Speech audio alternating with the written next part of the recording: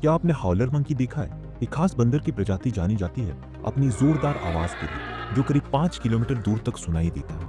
ये सेंट्रल और south America में पाए जाते हैं, जहां ये मैक्सिको से लेकर अर्जेंटीना तक के वर्षा वनों में ऊंचे पेड़ों पर रहते हैं। इनका बड़ा गला और खास वोकल कॉर्ड्स इन्हें इतनी जोरदार आवाज निकालने में मदद करता है, जो करीब 5 किलोमीटर तक सुनाई देती है। ये ज्यादातर अपने इलाके को चिन्हित करने और अपने समूह से बात करने के लिए इन हाउल्स का इस्तेमाल करते हैं। ये ज्यादातर फल, फूल और पत्तियां खाते हैं। ज्यादातर बंदरों की तरह ये बहुत फुर्तीले नहीं होते।